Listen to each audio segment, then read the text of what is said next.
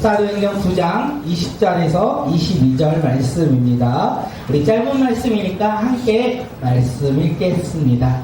우리 함께 말씀 읽겠습니다. 시작. 스스로 땅에서 예수가 하나님의 아들이심을 생각하니 듣는 사람이 가더라하되 이 사람이 예루살렘에서 이 이름을 부르는 사람을 떠나려는 자가 아니냐. 여기 온 것도 그들을 결박하여 대제사장에게 끌어가고자 함이 아니냐 하더라. 사울은 힘을 더 얻어 예수를 그리스도라 증언하여 다메섹에 사는 유대인들을 감옥하게 하니라. 아멘.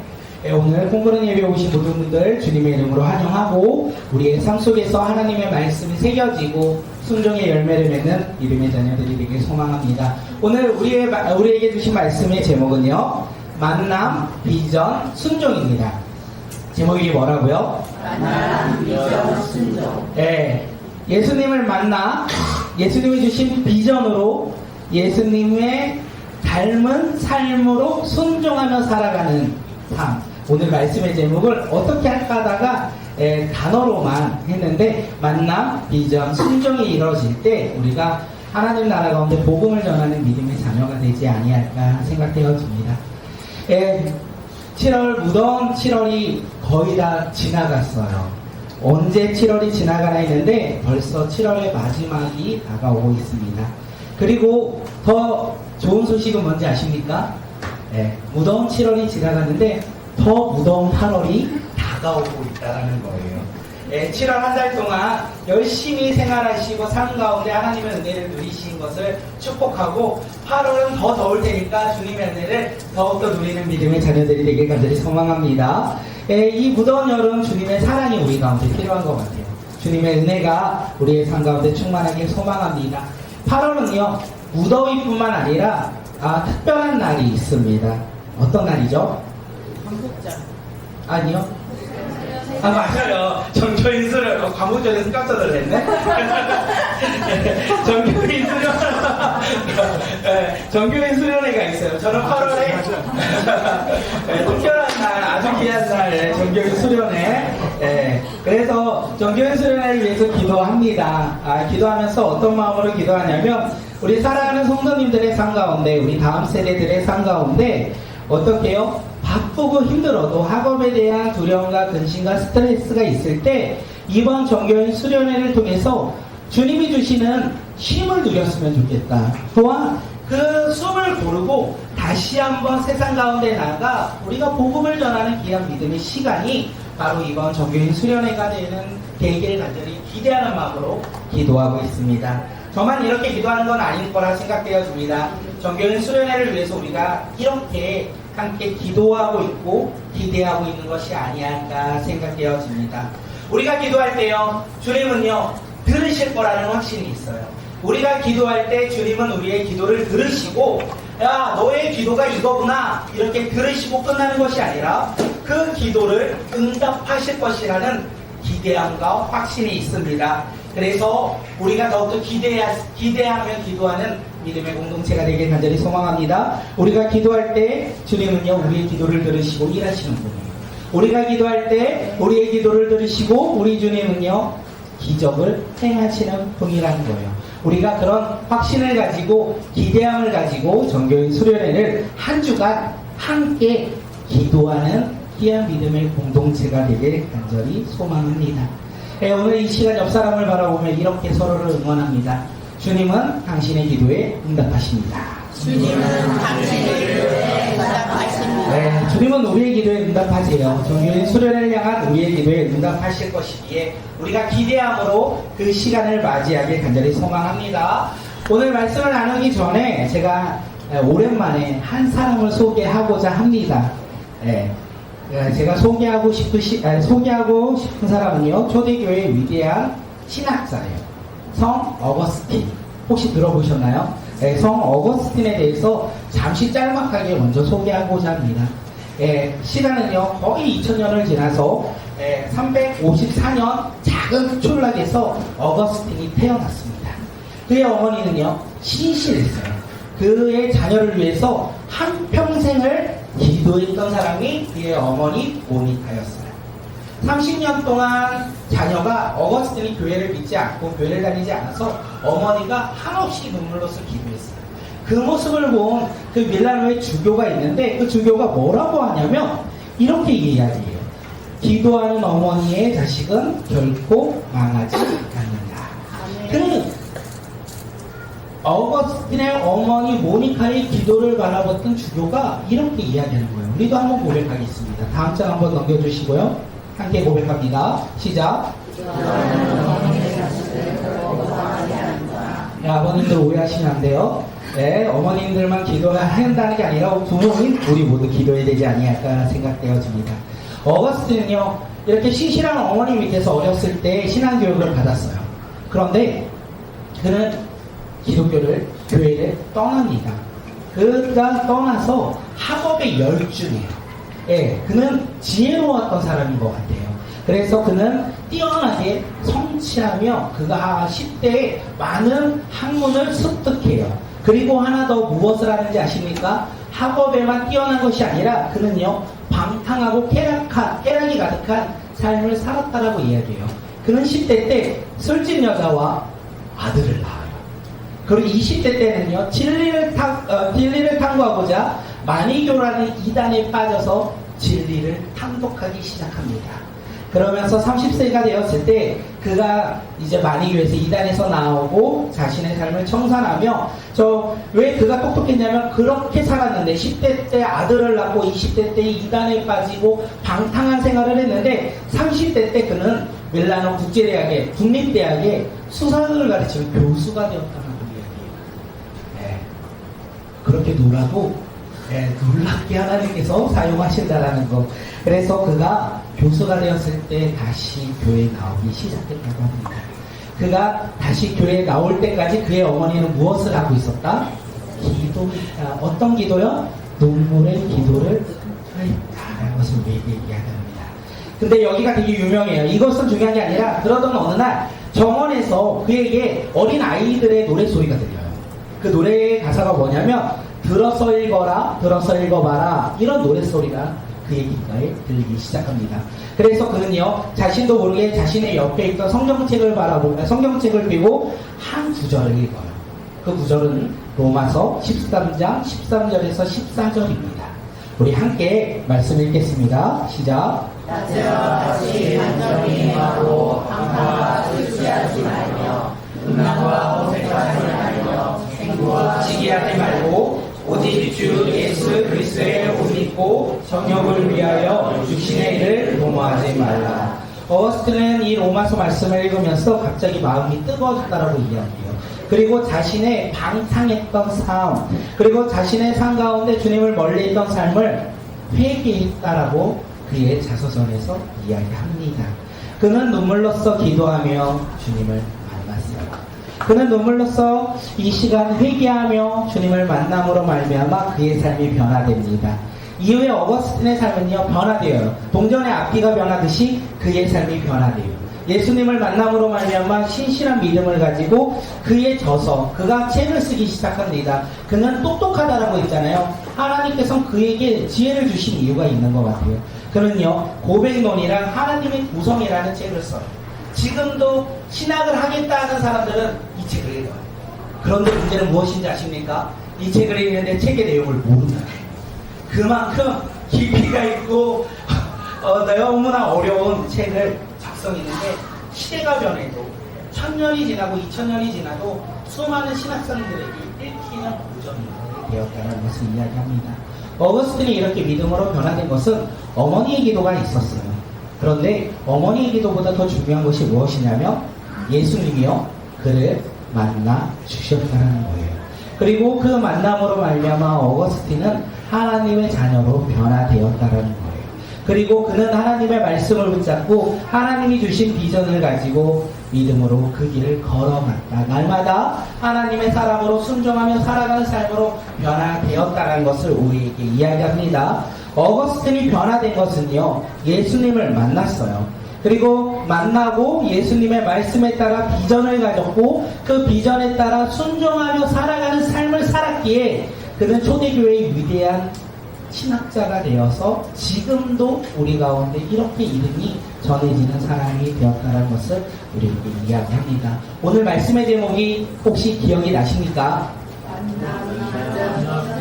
네, 잊지 않으셨으면 좋겠어요. 어거스틴은요, 예수님을 만났고, 그리고요, 예수님의 말씀의 비전을 가졌고, 삶에서 순종함으로 그 길을 걸어갔다라는 것을 우리에게 이야기합니다. 여기서 잠시 다른 얘기 하냐면, 말씀을 준비하면서 이렇게 격려했으면 좋겠다는 생각이 들었습니다. 우리 다음 세대는요, 결코 망하지 않습니다. 왠지 아십니까? 기도하는 부모님이 여기 계시기 때문에 그렇습니다. 맞을까요? 예, 우리 다음 세대는 결코 망하지 않아요. 왜냐하면 기도하는 부모님이 계시기 때문에 그렇습니다. 또한 우리 다음 세대는 결코 망하지 않습니다. 왠지 아십니까? 우리 다음 세대는요, 기도하는 부모님으로 말미암아 그들이 예수님을 만나요. 그들이 예수님이 주신 말씀을 붙잡을 거예요. 그들이 예수님이 주신 비전에 따라 순종하며 살아갈 거예요. 왜냐하면 어거스틴이 그렇게 살아갔고 그 길을 우리에게 보여줬기 때문에 그렇습니다. 그렇기에 우리 다음 세대는요, 지금 당장은 아닐지라도 우리가 기도하며 나아갈 때 우리 다음 세대는요, 예수님을 만나 비전을 가지고 순종하는 사람으로, 하나님의 사람으로 사용될 것이라는 것을 확신을 가지고 우리가 낙심하고 좌절할 필요 없이 우리 다음 세대를 위해서 더욱더 기도하는 믿음의 부모가 되길 간절히 소망합니다. 싫으신가요?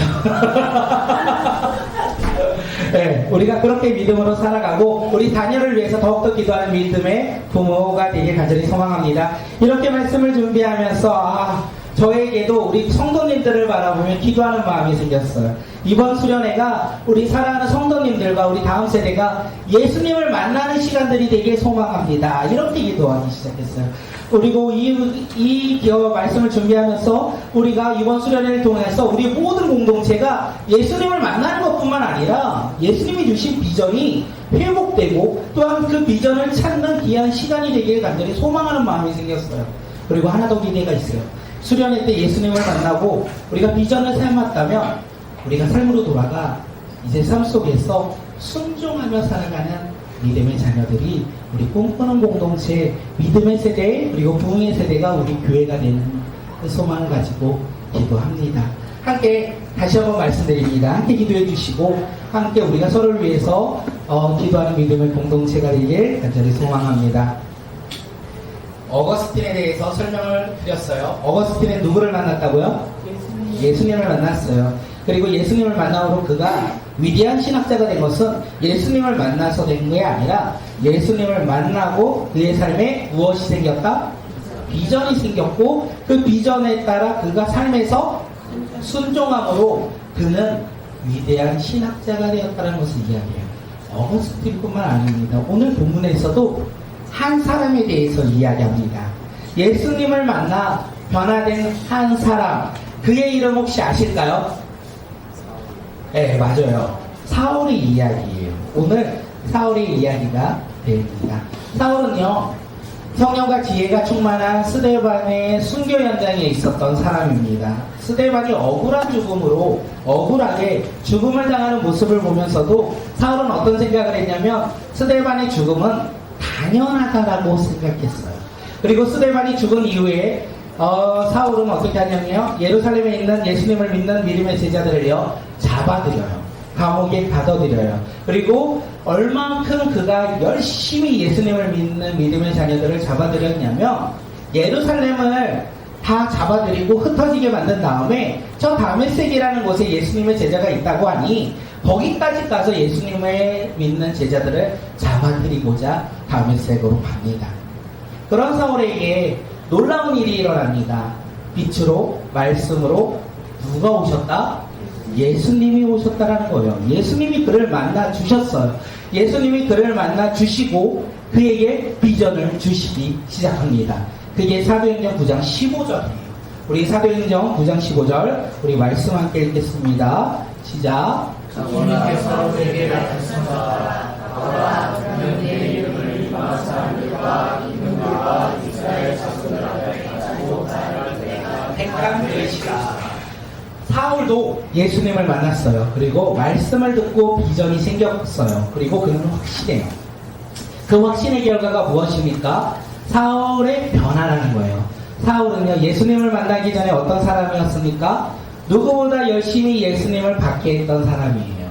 누구보다 열심히 예수님을 믿는 믿음의 사람들을 감옥에 가둬두었던 사람이에요. 그런데 그가 예수님을 만나고 비전을 듣고 확신함으로 말미암아 어떤 사람으로 변화되었냐면 예수님을 전하는 사람으로 변화되었다라는 것을 우리는 알 수 있습니다. 사도 바울의 어제는요, 복음을 전하는 사람을 받게 했어요. 사울의 오늘은 어떻습니까? 예수님을 만나 비전을 가진 그의 삶의 오늘은요, 복음을 전하는 삶으로 변화되었어요. 그의 내일은 어떤 삶으로 변화되는지 아십니까? 복음을 전하다가 고난받는 삶으로 그가 변화되었다는 거예요. 화면 한번 넘겨줄까요? 우리 함께 읽겠습니다. 시작. 사울의 오늘은 복음을 전하는 사람이 되었습니다. 사울의 내일은 복음을 전하다가 고난받는 사람이 되었습니다. 사울이요, 예수님을 만나고 비전을 가지고 그가 변화된데 그 변화된 모습에 대한 이야기예요. 설마 그런 것이 아니라 사울의 그 이름에 우리의 이름을 한번 넣어보면서 다시 한번 읽어볼까요? 네, 우리 함께 읽겠습니다. 시작. 홍황이의 어제는 복음을 전하는 사람을 핍박했습니다. 홍황이의 오늘은 복음을 전하는 사람이 되었습니다. 홍황이의 내일은 복음을 전하다가 고난받는 사람이 되었습니다. 그런 삶이 될 수 있을까요? 고난을 전하다가 힘들고 어려운 일이 겪을지라도 포기하지 않고 끝까지 복음을 전할 수 있을까요? 네, 이때는 우리가 안 할 줄 알았어요. 제가 이때는 안 할 거라 생각되었어요. 아까는 놀랬고 지금은 당연하다 생각이 듭니다. 그런데 우리가 예수님을 만나 비전을 가지고 살아가는 사람의 삶의 모습은 고난받는 것이 당연하다. 고난받는 것이, 핍박받는 것이 당연한 삶이라는 것을 우리가 깨닫고 그 길을 걸어가는 믿음의 자녀들이 되길 간절히 소망합니다. 그러기 위해서 중요한 것은 누구를 만나야 되냐면 예수님을 만나야 돼요. 예수님을 만나고 예수님이 주신 비전에 따라 우리가 순종하며 살아갈 때 고난을 겪을지라도 두려움과 어려움을 겪을지라도 어떻게 해요? 포기하지 아니하고 담대하게 우리가 그 길을 인내하며 걸어갈 수 있다는 것, 우리가 잊지 않는 믿음의 자녀들이 되길 간절히 소망합니다. 사울은요, 예수님을 만났어요. 그리고 이제 비전에 대해서 알았어요. 이방 민족에게, 이방 사람들에게 복음을 전하라는 비전을 그가 깨달았어요. 그리고 사울은 무엇을 했을까요? 예수님을 만나고 비전을 알았어요. 그리고 사울이 한 행동이 무엇인지 아십니까? 맞아요. 순종했어요. 즉각 순종했어요. 사도행전 9장 20절에서 22절, 우리 상반절 함께 읽겠습니다. 시작. 스스로가 배단에서 예수가 하나님의 하시는 전파하니 사울은 힘을 더어 예수를 그리스도라. 네, 사울은요, 즉각 순종하여 회당으로 갔습니다. 회당으로 가서 뭐라고 합니까? 예수가 하나님의 아들이다. 예수는 그리스도다. 이렇게 전하며 증언했다. 그런데 각 회당으로 계속 돌았던 것 같아요. 한 곳에서만 이렇게 전한 것이 아니라 반복적으로 전하면 전할수록 힘을 얻어서 사울은요, 회당에서 계속 외쳤던 거예요. 뭐라고 외쳤냐면 예수가 하나님의 아들이고 예수는 그리스도다. 이렇게 전했다라는 거예요. 계속 회당을 돌아다니며 그렇게 예수님을 전했어요. 네. 그런데 회당에 있는 사람들이 누군지 아세요? 네, 근데 바리새인뿐만 아니라 유대인이라고 볼게요. 회당에 있던 사람들은 유대인들입니다. 그 유대인들이 누구입니까? 예수님을 십자가에 죽인 사람들이에요. 예수님을 십자가에 죽인 사람들이 지금 어디에 있냐면 회당에 있었어요. 그 회당에 지금 사울이 들어간 거예요. 회당에 들어가서 뭐라고 얘기하고 있어요? 예수는 하나님의 아들이며 예수는 그리스도다. 이렇게 말하고 있는 거예요. 상상 한번 해볼까요? 네, 생각해도 돼요. 우리 가운데 우리는 예수를 싫어해요. 그래서 예수를 밖에 있고 예수를 결국 죽인 사람이 회당 안에 있던 유대인을 우리라고 생각하면 우리 가운데 한 사람이 들어온 거야. 사울이 들어왔어요. 그리고 뭐라고 해요? 예수가 하나님의 아들이고 예수는 그리스도다. 듣고 있는 우리는 어떨까요? 쟤도 잡아야 되는 거 아니야? 쟤도 이상한 걸 전하고 있는데 잡아서 그의 스승이 걸어갔던 그 길을 그가 걸어가게 수데반을 죽인 것처럼 우리가 사울을 죽여야 하는 거 아니야? 이렇게 생각하지 않았을까요? 다시 갈게요. 사울의 입장으로. 사울이요, 회당에 들어갔어요. 유대인들을 바라보여 예수님을 죽인 그 유대인들을 바라보며 외친 거예요. 예수가 하나님의 아들이고 예수는 그리스도다. 어떤 마음으로 전했을까요? 그냥 한번 들어가서 한번 외쳐야지.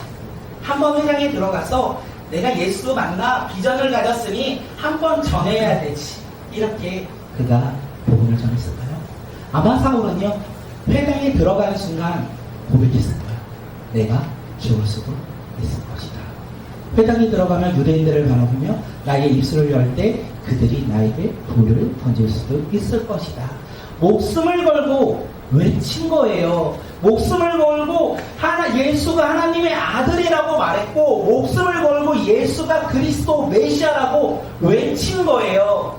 사울이 그렇게 외칠 수 있던 거, 사울이 그렇게 변화될 수 있었던 이유는 무엇입니까? 누구를 만났다고요? 예수님을 만난 거예요. 그리고 무엇을 깨달았다고요? 비전을. 그가 해야 할 일들을 깨달았던 거예요. 그렇기에 담대하게 거침없이 그가 복음을 전하는 삶으로 그가 변화되었다는 것을 우리는 알 수 있는 거예요. 우리 한번 넘겨주세요.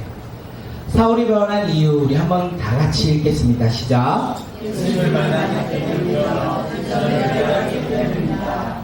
그러기에 사울은 담대하게 거침없이 복음을 전할 것입니다. 네, 사울이 변한 이유는 예수를 만나 비전을 가졌고 그 비전에 따라 순종함으로 그가 그 회당에 들어가 복음을 전할 수 있었던 것이 아닐까 생각되어집니다.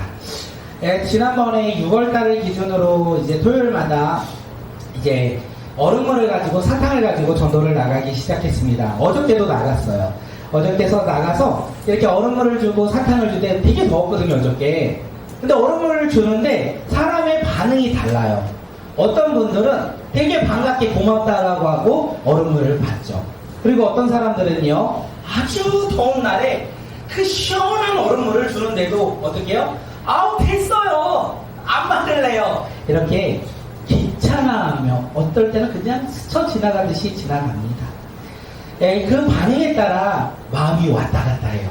예, 반갑게 인사해주면요, 야, 사람들에게 필요한 물도 주고 복음을 한번 전해줄 수 있어서 행복하다라고 용기를 얻어요. 그런데요, 반대로 그렇지 않고 무심하게 지나치는 사람들을 바라볼 때마다 제 마음 가운데 어떤 마음이 일어나냐면 부끄러움이 좀 일어나요. 그리고 창피한 생각이 막 들어요. 아, 요것만 그런 게 아니라 날마다 그렇게 전해들어요. 저는 이렇게 전할 때 잘 받아주시면 용기를 얻다가도 이렇게 쑥 지나가면 어때요? 제 마음 가운데 나는 전도가 아닌 것 같아. 하운이를 듣고 가야 되겠다. 어저께도 사람들이 제가 전하니까 자꾸 안 받는 거예요. 그래서 하운아 일로 와봐. 그래서 하운아 너가 줘야지 받는다. 그래서 하운이를 자꾸 시키고 그랬었거든요. 그래도 포기하지 않고 그 길을 나가는 이유가 무엇일까 생각하니까 오늘 본문에서 조금 적용하면 예수님을 내가 만났지, 그리고 예수님이 주신 비전이 있지, 그래서 세상 가운데 나아가 비록 부끄럽고 창피할지라도 복음을 전하는 일에 내가 쓰임받는 것이 기쁜 일이지, 그것이 내가 삶으로 순종하는 모습이지 라는 생각으로 그 가운데 나아갔어요. 우리는 알고 있습니다. 전도를 하는 이유는 복음을 전하기 위해서 나갑니다. 복음 안에는 무엇이 있습니까? 복음 안에는요, 생명이 있기 때문에 나가는 거예요. 복음은 세상 그 어떤 것보다 가치 있기에, 소중하기에 우리가 전하는 것이 아니겠습니까? 복음은 이 세상의 그 어떤 선물보다 존귀하기에, 귀한 선물이기에 우리가 그 복음을 전하는 것이 아니겠습니까? 그리고 우리가 삶이 변화는요, 복음만이 가능하다는 거예요. 우리의 삶을 변화시킬 수 있는 것은 복음만이 우리의 삶을 변화시키기에 어떻게 해요? 우리는 복음으로 변화되었기에 복음을 전하는 삶으로 우리가 그 사명을 감당하는 것들이 아니겠습니까? 사울이 시간이 지나서 믿음의 아들 디모데에게 이렇게 이야기를 하죠. 디모데후서 4장 2절 우리 함께 말씀 읽겠습니다. 네, 너는 말씀을 전파하라. 때로든지 못하든지 항상 있으라. 범사에 오래 산과 벌칙으로 경책하며 경계하며 건하라. 예, 사울은 디모데에게, 믿음의 아들 디모데에게 이야기를 해요. 때를 얻든지 못 얻든지 어떻게 해요? 복음을 전하는 일에 항상 힘을 써라.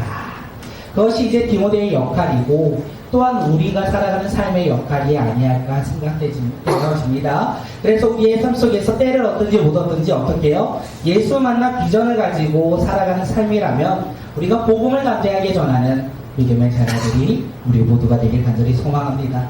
옆 사람을 바라보며 이렇게 축복합니다. 당신은 복음을 전하는 복음 전달자입니다. 당신은 복음을 전하는 복음 전달자입니다. 네, 당신은 하니까 혹시 오해할 수 있어서 나는 복음을 전하는 복음 전달자입니다.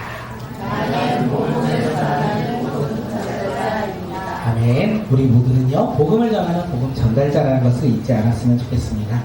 사울이요, 이렇게 회당에 들어가서 예수가 하나님의 아들이고 예수는 그리스도 메시아라 외쳤어요. 그것을 전했어요. 그것을 듣는 유대인들이 반응하기 시작합니다. 그것을 들은 유대인들이 어떻게 반응합니까? 21절에서 이야기합니다. 우리 21절 함께 읽겠습니다. 그 말을 듣는 사람들은 다 놀라서 말하였다. 이 사람은 예루살렘에서 예수의 이름을 부르는 이들을 마구 죽이던 바로 그 사람이 아닌가? 그가 여기 온 것도 그들을 잡아서 대제사장에게로 끌고 가려는 것이 아닌가. 회당에서 사울의 이야기를 듣고 있던 유대인들이요, 다 놀랬다라고 성경은 이야기해요. 한 사람만, 두 사람만 놀란 게 아니라 유대인들이 다 놀랬다. 왜 놀랬을까요? 네, 사울이 변화되었기 때문에 그렇습니다. 사울의 변화된 모습 때문에 그래요. 그들도 사울이 어떤 사람인지 알았어요. 그가 예루살렘에서 믿는 사람을 어떻게 박해했는지, 그가 다메섹까지 오는 이유가 무엇인지, 그리고 그가 다메섹에서 해야 할 일이 무엇인지 그들은 다 알고 있었어요. 그런데 그런 그가, 사울이 변화된 거예요. 그것도 갑자기 변화되어 외친 거예요. 예수가 하나님의 아들이고 예수는 그리스도 메시아라, 이렇게 전하는 이야기를 듣고 유대인들이 사울의 모습을 보고 놀랬다라고 이야기한 거예요. 다시 한번 말씀드리면 사울은요, 예수님을 만났어요. 그리고 비전을 가지고 유대인들 앞에 나아가 담대하게 거침없이 복음을 전하는 복음 전달자로서 그가 사명을 감당했다는 거. 왜 그가 유대인들 앞에 두려워하지 않고도 어떻게 복음을 전할 수 있었습니까? 요게 중요한 것 같은데, 사울은요, 회당에 들어가 자신이 죽을 수도 있는 것을 알면서도 담대하게 복음을 전할 수 있었던 것은 그가 누구와 함께 있기에, 예수와 함께 있기에 그가 담대하게 복음을 전한 거 아닐까 생각되었습니다. 사울이요, 비전을 감당할 수 있었던 거, 사울이 복음을 전할 수 있도록, 감당할 수 있도록 해주신 거, 예수님이 그와 함께 계셨고 예수님이 그에게 힘과 능력을 주셨기에 사울이 비록 내가 저 회당에 들어가 유대인들에게 복음을 전하면 죽을 수 있을 것이라는 죽을 수 있는 것을 알면서도 복음을 전할 수 있는 힘과 능력이 어디에서 나타났다? 예수님이 함께 하심으로 그가 예수님이 주신 힘과 능력으로 담대하게 복음을 전했다는 것을 우리가 알 수 있습니다. 제가 교회를 다니고 되게 열심히 다녔어요. 처음에 뜨겁게 다녔어요. 친구들이 뭐냐, 모태신앙 친구들이 야, 참 부럽다. 나는 어렸을 때부터 예수를 믿어서 그 너희들처럼 뜨거운 거를 난 잘 모른다. 나는 그냥 자연스럽게 어렸을 때부터 교회를 다녔는데 야, 인생이 한 변에 변화되는 너희의 모습을 보면서 놀랬다. 그만큼 열심히 교회를 다녔어요. 그리고 저는 그렇게 열심히 교회를 다니면서 제 친구들에게 예수님을 전하고 싶었어요. 믿지 않는 친구들에게 예수님을 전하고 싶었어요. 그런데 용기가 나지 않아요, 사실. 왠지 아세요? 걔네들은 저를 너무나 잘 알고 있어요. 제가 어떻게 살았는지, 제가 어떤 욕을 하며 살았는지, 내가 어떻게 살았는지 저보다 저를 너무나 잘 알고 있던 친구들이기에 머뭇거렸어요. 주저했어요. 용기를 내고 싶었지만 낼 수가 없었어요. 친구들을 만나며 복음을 오늘은 전해야지 했는데 친구들을 만나면 전하기가 참으로 부끄러웠어요. 그러던 어느 날 한번 담대하게 기도를 하고 친구들을 만나고 내가 복음을 전해야 되겠다. 라는 확신을 가지고 기도하고 이제 친구들을 만났습니다. 그리고 두 눈을 감고 내가 만난 예수님을 전했어요. 네, 담대하게 전했어요. 거침없이 전했어요. 제 마음이 그랬던 것 같아요. 오늘 본문에서 사울이 회당에 들어간 것처럼 저는 제 친구들이 있는 그 술집에 그 자리에 나아가 얘들에게 안주를 맞을 수 있다는 생각을 했지만 담대하게 나아가 복음을 전했어요. 네, 사울이 복음을 전할 때 유대인들이 다 놀랬잖아요. 제가 복음을 전할 때 제 친구들도 놀랬어요. 그리고 친구들이 저를 바라보며 뭐라고 하는지 아십니까? 미친놈은 물러가라. 제가 복음을 전할 때 변화되진 않았어요. 변화되지는 않았고 친구들한테 엄청나게 욕먹었어요. 네. 너무 어둡게 교회를 가서 변화돼요. 이 자리에 와서 예수를 얘기하고 있냐고 욕을 엄청 먹었어요. 그런데 신기한 거는 그때를 생각하면 오늘 본문을 했는데 그때 제 마음 가운데 슬픔이 없었던 것 같아요. 낙심이 없었어요. 네. 거절당했는데 거절당한 것 같지 않았어요. 그리고 제 마음 가운데 그때를 돌이키며 생각하니까 행복했다라는 생각이 들어요. 왜냐하면 제가 용기를 내어 복음을 전할 수 있는 거 내 힘이 아니었다라는 생각이 들었기 때문에 그렇습니다. 예수님을 만나 복음을 전하는 사명이 나의 사명이라는 것을, 비전이라는 것을 깨닫고 만나는 사람들에게 복음을 전해야 되겠다 했는데 그 첫 번째가 제 친구들이었는데 그렇게 복음을 전할 수 있다라는 그 하나만으로도 참으로 기쁨이 가득했다라는 생각이 들어요. 그러면서 이렇게 사도 바울이 빌립보 교회를 향하여 이야기했던 말씀이 생각되어집니다. 빌립보서 4장 13절 우리 말씀 한번 읽겠습니다. 내게 능력 주시는 자에서 내가 모든 것을 할 수 있느니라. 네, 내게 능력 주시는 자 안에서 내가 모든 것을 할 수 있느니라. 내게 능력 주시는 예수 안에서 내가 모든 것을 할 수 있습니다. 내게 능력 주시는 그 예수 안에서 나는 복음을 전할 수 있습니다. 두려워하지 않냐고 담대하게 복음을 전할 수 있습니다. 하지만 복음을 전할 때 비난받을 수 있어요. 복음을 전할 때 부끄러움이 있을 수 있어요. 그런데 우리가 잊지 않아야 될 것은 우리가 복음을 전할 때 언제나 주님께서 우리와 함께 하신다는 것. 또한 복음을 전할 수 있는 것도 큰 용기라는 것. 복음을 전할 수 있는 사람이 누군지 아십니까? 예수님을 만나 비전을 가지고 나의 삶에서 순종하며 살아가고자 결단하는 사람들의 삶의 모습 가운데 있는 것이 아니었나 생각되어집니다.